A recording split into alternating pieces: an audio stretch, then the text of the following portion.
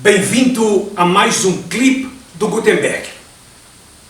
No último clipe que publiquei, eu falei para jovens que estavam iniciando a carreira.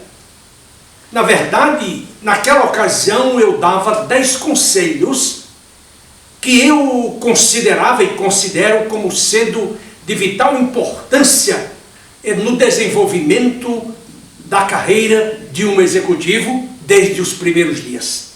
Hoje, neste novo clipe, eu quero falar com você sobre os primeiros 10 dias de um executivo em seu novo emprego ou em sua nova empresa. Como você sabe, os seus primeiros dias são fascinantes, porque você atravessou o deserto, você empreendeu uma viagem no deserto e de repente você chegou a um oásis onde existe abundância de comida, de água, de sombra e onde você pode continuar a sua vida, o seu novo ciclo de vida de uma maneira totalmente diferente. Por outro lado, é possível e temos de reconhecer que também é um momento em que muitas vezes o executivo fica amedrontado em função das incertezas, em função muitas vezes da própria insegurança. De qualquer forma, eu quero dizer para você que você não deve se preocupar com essa insegurança, com esse amedrontamento, mas deve manter a sua calma, a sua paciência, o seu autocontrole e o seu bom humor, porque, por mais que surjam surpresas, essas coisas serão necessárias para que você triunfe em sua nova organização. Nesses primeiros 10 dias, você precisa se comprometer com 3 coisas super importantes. A primeira coisa, a liderança de sua equipe, principalmente se você tem uma grande equipe. A segunda coisa é o cumprimento de sua missão naquela organização, de tal forma a ajudá-la a atingir os seus objetivos trimestrais, semestrais ou anuais. E em terceiro lugar, a posição competitiva de sua organização no mercado de trabalho. São 3 coisas distintas, são 3 coisas de importância vital para você se debruçar sobre ela nos primeiros 10 dias em sua nova organização. Hoje eu quero tratar apenas de uma delas, a primeira, as pessoas, porque são elas que vão fazer a grande diferença no seu trabalho, no seu sucesso. Quando você chega a uma nova organização, você deve gastar pelo menos 50% do seu tempo conhecendo as pessoas que você liderará. E essa pesquisa, essa análise deve ser feita individualmente. Você há de convocar cada indivíduo e conversar particularmente sobre as seguintes questões. Você pode me falar sobre o que você executa na organização? Por que você faz essas coisas? 2. O que o motiva a fazer o seu trabalho melhor a cada dia? 3. Você se sente estressado na organização? E por quê? O que está causando estresse à sua pessoa em seu trabalho? 4.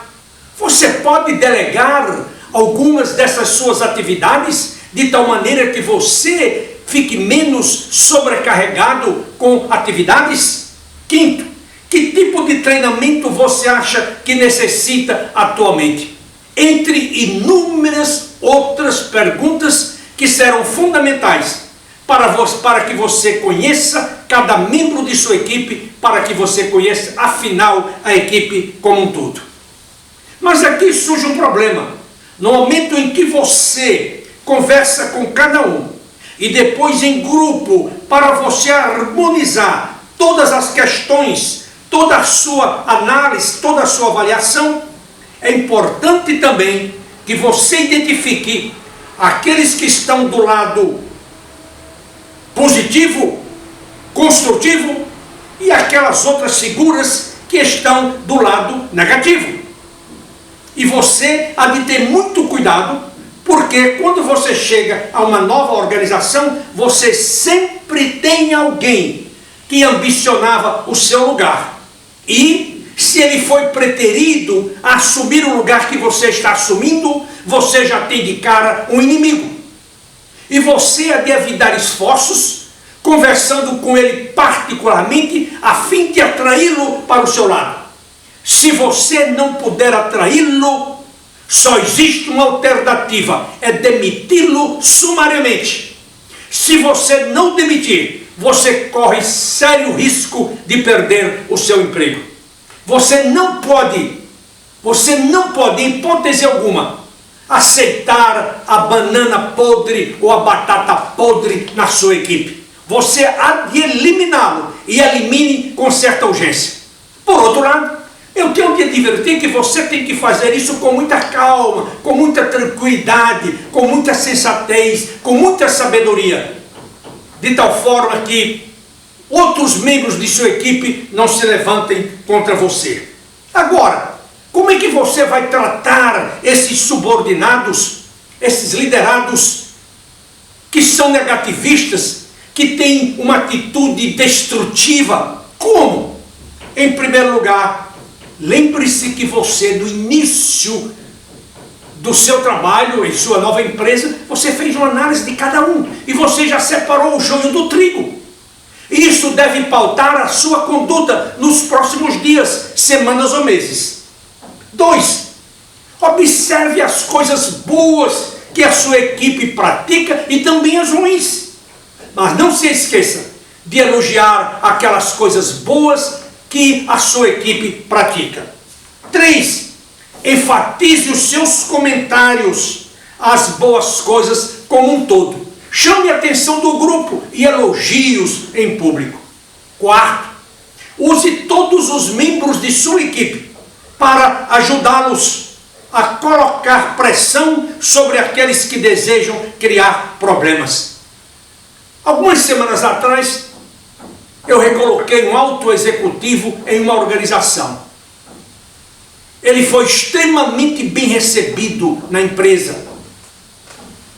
Houve toda uma espécie de apresentação sobre a situação da empresa feita pelo topo da organização, os líderes, e também pelos seus subordinados.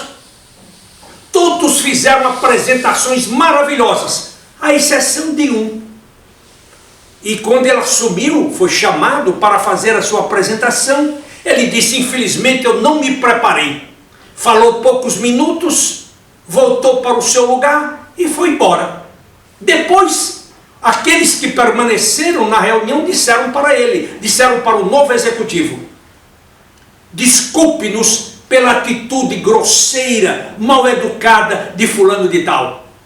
Na verdade, ele esperava ser o indivíduo indicado para tal posição, e não foi. Você foi o escolhido.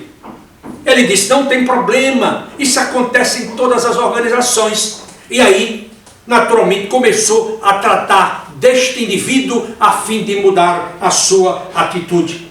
Essa é uma forma extremamente inteligente de agir. E, quinto lugar, não aceite desculpas ou contemporize com os negativistas, os pessimistas e os criadores de problemas em sua organização. Para facilitar esse seu trabalho nos primeiros dias, eu gostaria de chamar a sua atenção para uma classificação feita pelo grande executivo, o executivo do século XX, Jack Welch. Quando ele, em sua avaliação, ao assumir a presidência do grupo GE no mundo, ele dizia que na organização existiam 3 tipos de pessoas: aqueles que viviam os valores da organização e aqueles que tinham alto desempenho. Esses seriam naturalmente promovidos, cresceriam, subiriam na escada corporativa. O segundo, Eles tinham os valores da organização. Eles viviam os valores da organização, mas, em compensação, o desempenho estava indo de escada abaixo. O terceiro grupo não tinha valores, eles não exibiam os valores da organização e também não tinham o desempenho que era exigido da nova organização GE. Segundo Jack Welch, esses indivíduos deveriam ir para a degola, deveriam ser degolados imediatamente, isso é, afastados da organização, porque senão eles contaminariam toda a estrutura da empresa. E foi isso que ele fez. Demitiu 95 vice-presidentes, demitiu 121 mil pessoas ao redor do mundo. Eu creio que essa classificação feita por Jack Welch foi uma das melhores que eu já vi. E ela certamente deve orientá-lo nos seus primeiros 10 dias de trabalho. Portanto, eu acredito que, se você seguir essas regras simples que eu estou dando para você, você poderá ter sucesso em sua nova empresa. Eu quero lembrá-lo que, a propósito, eu escrevi um livro sobre isso. Esse livro chama-se Fui Contratado, e agora? Que você pode ler. E aí você vai ter, vamos dizer, em maior profundidade, todos os ensinamentos que eu aprendi, que eu pesquisei, que eu estudei, para lhe orientar sobre essa questão. Hoje à noite, quinta-feira, às 7 horas, às 19 horas, eu vou lançar o meu novo livro, Cartas de um Coach Executivo a Seu Filho. E eu gostaria muito que você participasse da minha live. Você vai encontrar a orientação sobre como participar da minha live no LinkedIn, no Facebook, no Instagram, no meu próprio site, no YouTube, em todas as redes sociais. E eu gostaria de contar com a sua presença, porque este livro você vai querer adquiri-lo e presentear ao seu filho. Como eu já falei em outras ocasiões, este é um livro que eu fiz com o meu coração. Um pai escrevendo para um filho. Como eu sempre digo, eu não sou o melhor pai do mundo. Eu não sou o melhor marido do mundo. Mas eu tenho uma intenção de sê-lo. Eu tenho um objetivo de sê-lo, de ajudar os meus filhos todos a avançarem em suas vidas e carreiras.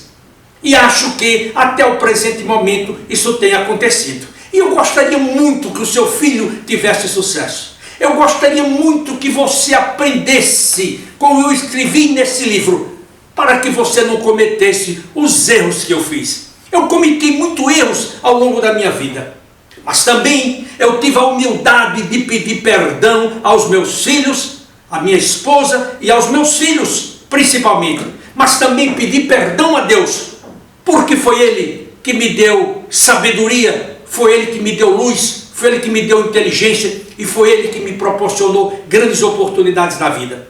E eu quero que você participe desse meu aprendizado, lendo, estudando, refletindo sobre o que eu escrevi nesse livro, Cartas de um Coach Executivo ao Seu Filho. Se você está me vendo pela primeira vez, saiba que eu sou um dos membros da Gutenberg Consultores, empresa especializada nas áreas de outplacement, coaching executivo, planejamento de carreira e também planejamento de pré-aposentadoria. Faço com certa frequência palestra nas organizações também. Portanto, se você necessitar de qualquer um desses serviços, eu sugiro que você confie esse trabalho à Gutenberg Consultores. E eu lhe prometo que o seu executivo não será decepcionado e que eu o recolocarei, como tenho recolocado até o presente todos os executivos e executivas que me foram confiados pelas organizações. Portanto, mais uma vez, renovo o meu convite. Participe da minha live hoje à noite sobre o lançamento do novo livro. Eu quero agradecer agora a você pelo seu tempo, pela sua consideração. E eu espero reencontrá-lo na próxima semana, se Deus assim o permitir. Até lá!